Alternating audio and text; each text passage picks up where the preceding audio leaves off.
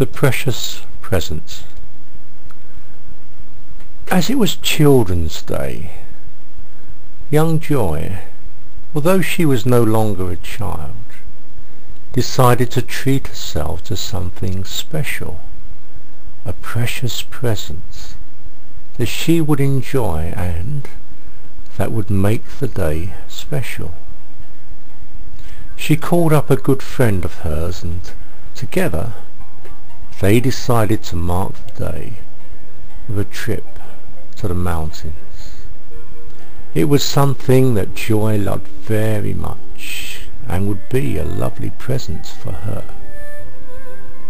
The day was a little cloudy, but with a lovely, gentle breeze, just perfect for climbing.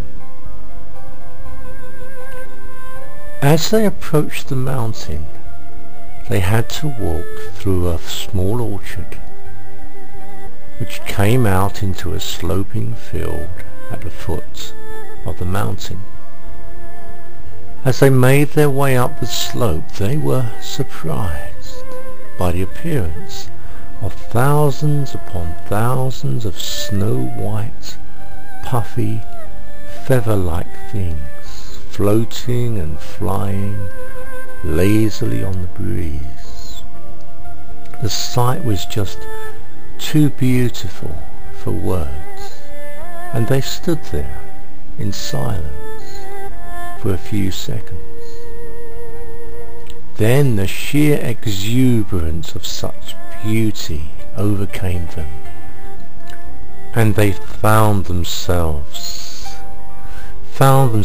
cheering and jumping and laughing like children. Joy saw dandelions, a huge multitude of dandelions, with their white flowers and green buds, the mature seed heads breaking away from their bracts, while the passing breeze just blew them about in the wind, floating, flying, high into the air, following the wind, delightfully dancing on the passing currents, and then slowly, very, very slowly drifting back down to earth.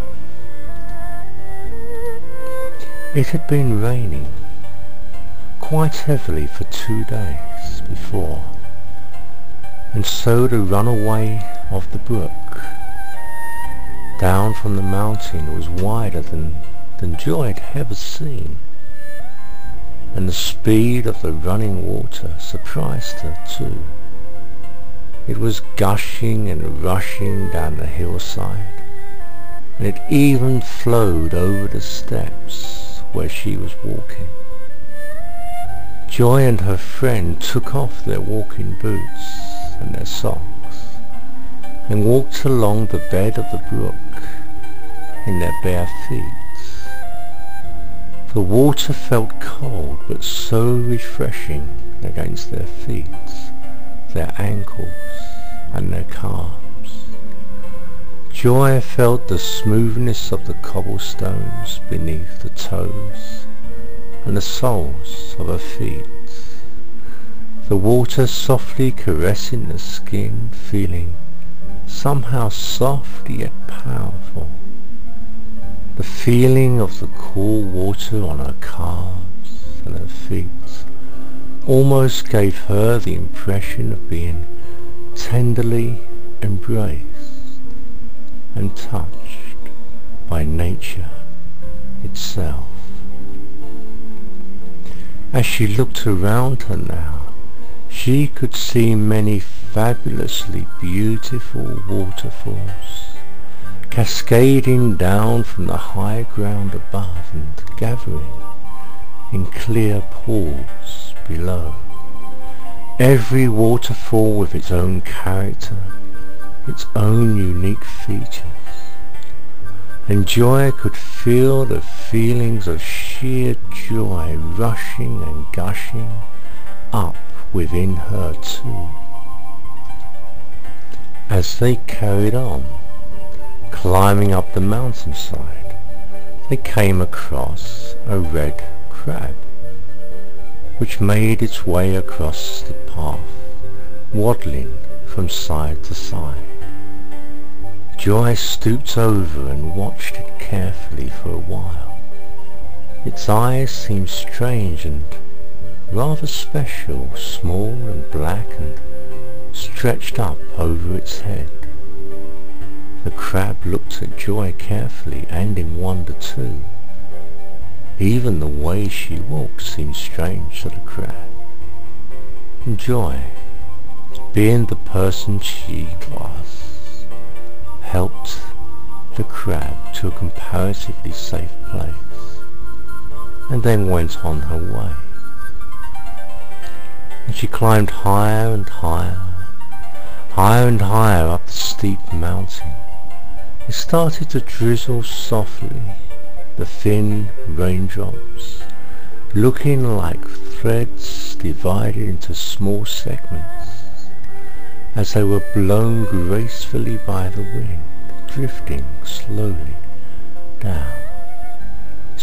down to earth, some landing on Joy's face and arms, feeling gentle and cool. The air itself was moist and mixed with the scents, the fragrances of nature in that lovely place. Plants, leaves, moss, grass and flowers smelling so sweet and incredibly fresh.